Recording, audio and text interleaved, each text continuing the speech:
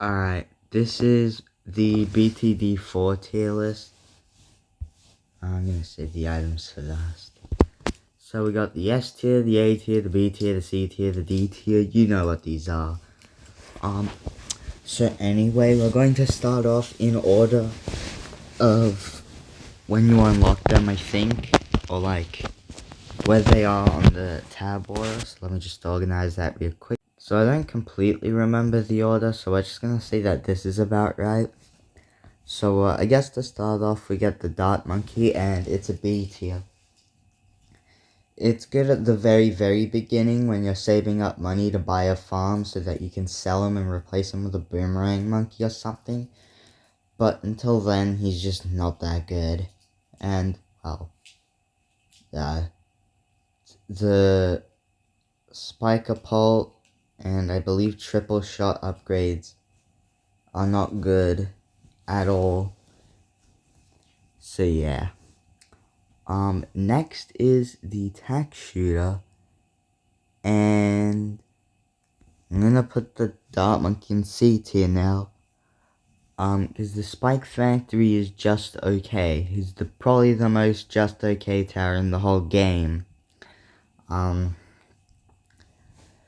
He's decent in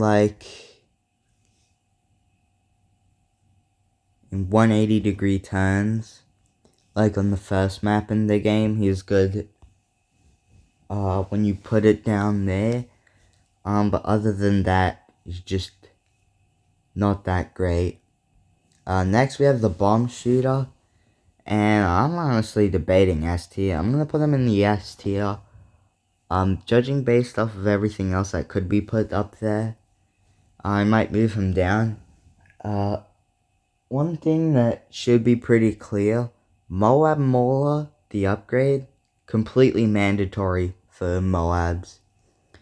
You need like 4 of them down by round 40 so that you can take down the first Moab on hard mode. And if you don't do that, you're kind of cooked. Well, I'm sure there's some other strategies that you might be able to use, but that's what usually works for me. And, well, next is the Darth Vader monkey. I forget his name. Boomerang. And as an Australian, I should be forced to put him in S tier. I'm going to put him in A tier. He is, like, up there, though.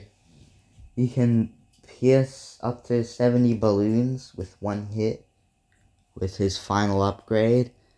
It's really satisfying to watch just a ton of balloons coming in at once, only to all of them lose a layer with the attack. It's nice and big too, so there's a decent chance in the late game that you'll actually hit like 20 balloons at once. And in the early game, as a tower that you can unlock at round 1, still pretty good as long as you know how to place them down right. Next is the Ice Monkey, and I think I'm gonna have to put them in B tier. The main reason is it's 6,000 cash to slow down balloons. That's pretty much it. And that's 6,000 for the one upgrade that actually slows down the balloons. The rest of them just stop them from moving for like a split second. And by the time you are like at a point where you can even use the Ice Monkey. Because the Ice Monkey is not that expensive, but you want to get your bomb towers and your Boomerang Monkeys down before you start working on your Ice Monkeys.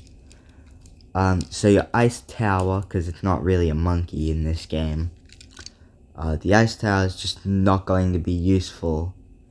You'll also be investing in another tower that I will get to later. So yeah, but we'll get to that when we get to that. And next is the Glue Gunner, who is just the Ice Monkey, but actually maybe worth having in the early game, like just one.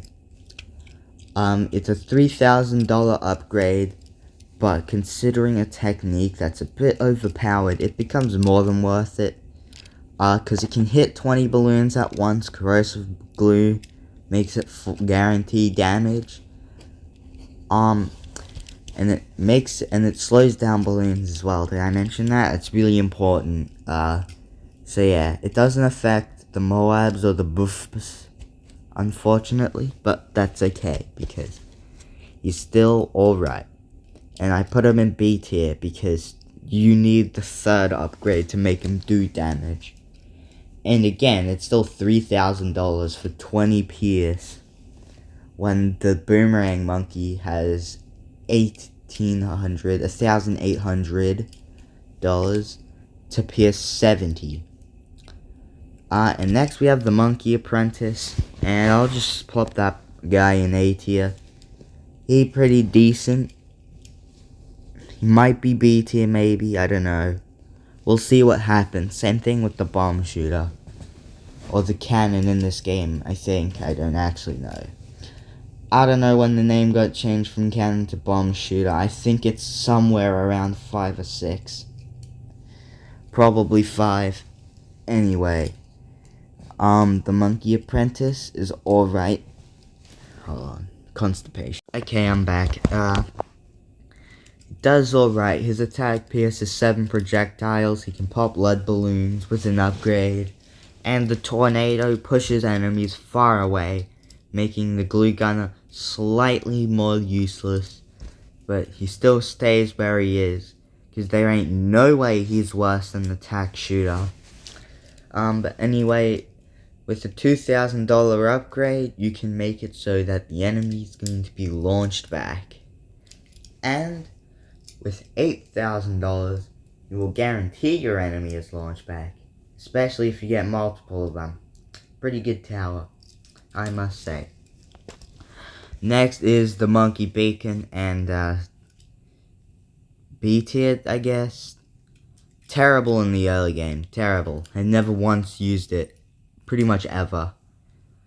I only need to place 1 down in the whole game, just like the glue gunner, except it's not even good early on, not even in the mid game. You will be in free play when you first get this.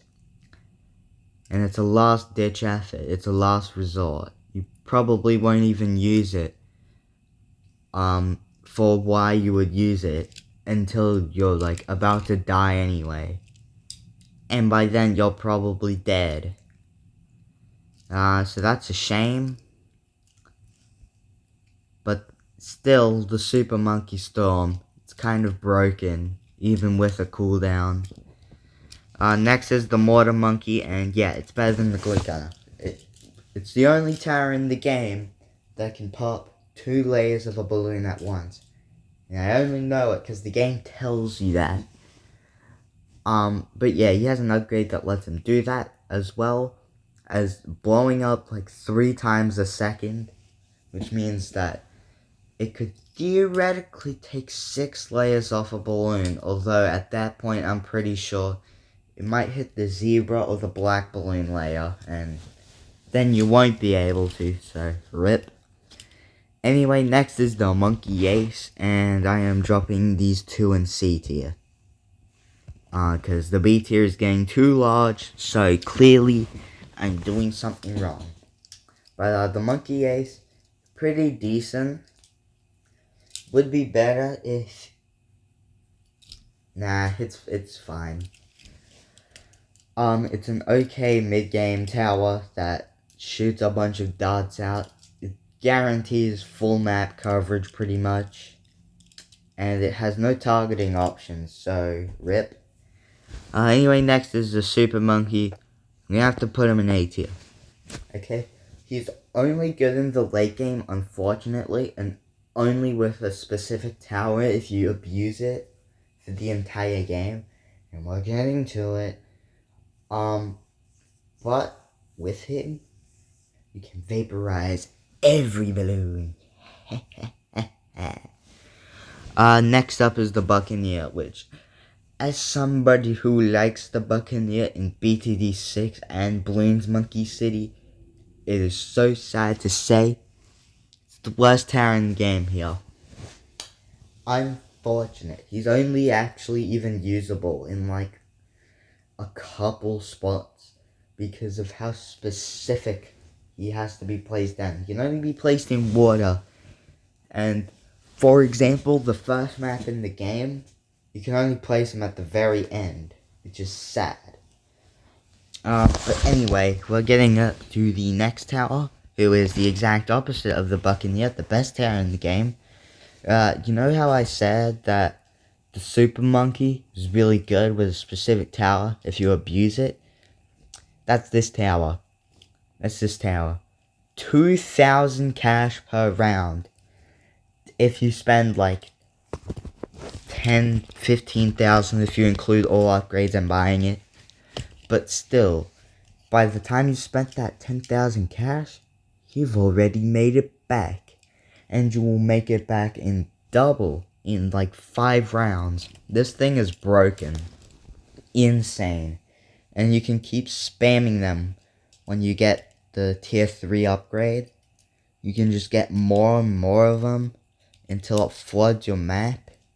And then you have infinite money. And there's zero worries in the world. And then you can spam Super Monkey Sun Guards. And then you're so overpowered that you can put down... It's the point in the game where you put down Ice Monkeys finally. Yeah, the Ice Monkey finally has a reason to exist. Because of this. Without the farm, the Ice Monkey would be below the Buccaneer. And the Dart Monkey still sucks even with it, because it's the Dart Monkey. What'd you expect? Anyway, Spike Factory. This is another fire tower. I'ma have to put it above the Apprentice. I use it pretty much every single game, mostly because I suck, but also because I don't feel like becoming a Spike Factory of my own, as one guy put it. In the video where someone looks at the entire history of balloons, and just Ninja Kiwi, I guess. But they said, sometimes you are the Spike Factory. Anyway, next is the Dartling Gunner. I don't use them very often, but I saw it in a video once where they abused them, and it looked pretty good. I just don't ever use him. And it's not like a beacon thing where he's only usable in free play, but like, no, I just haven't ever used him. I tried him out like twice. And failed both times, but I was trying to beat the second map. And I haven't used him since.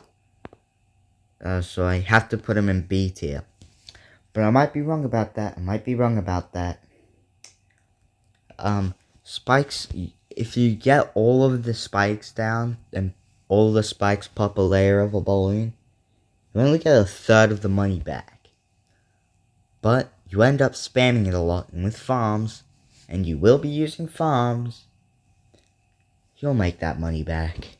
Anyway, and you probably don't need it. The glue, yeah. Hopefully you have a glue gunner by now. Hopefully you have a Spike Factory by now.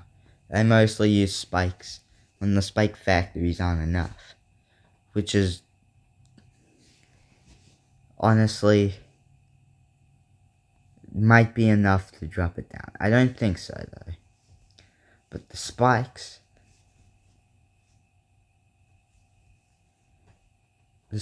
you will be using while you have one tower down, saving up for a farm, or a Spike Factory, or another line of defense, I don't know. One time I used it to save up for a Mortar Monkey, while with one tower, at the beginning of the game, and it was enough. And I got him, and then I lost, because it was Apocalypse Mode, or whatever it's called in this game. Anyway, the glue. I never used the glue. At this point in the game, I would have the glue gunner, and it doesn't really make sense, because I would just want to place spikes down, wouldn't I? And the pineapple, I have to pretty much guess when I have to shoot it, and I don't want to do that, so D tier. Anyway, this is the definitive Bloons Tower Defense 4 tier list. If you disagree with me, be quiet. Poo hole.